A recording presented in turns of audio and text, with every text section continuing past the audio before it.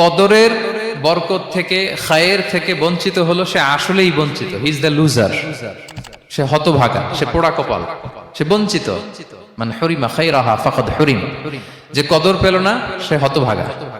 এখন আমরা কি হতভাগা হতে চাই? আমরা তো শুরুতে অনেক হোপফুল ছিলাম, এত এত ব্লেসিংস, এত এত বরকত, রহমতের ফলগুধারায় আমরা প্লাবিত হচ্ছি রমাদানে। তা আমরা তো হতভাগা হতে চাই না।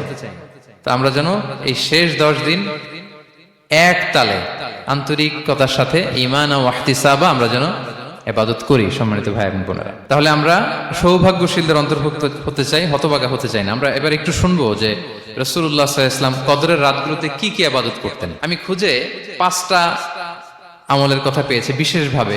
কমন যে আমলগুলো সেগুলো তো ছিলই, বিশেষভাবে 5টা কাজ রাসূল সাল্লাল্লাহু আলাইহি ওয়াসাল্লাম এই কদরের রাতে করতেন। 1 নম্বর কাজ হচ্ছে তিনি সারা রাত জেগে ইবাদত করতেন এবং পরিবারের লোকদেরকে ঘুমোতে দিতেন না, উঠিয়ে দিতেন। বছরের অন্য কোনো সময়ে সারা রাত জেগে ইবাদত করার কোনো নজির রাসূল সাল্লাল্লাহু আলাইহি ওয়াসাল্লামের জীবনে ছিল না।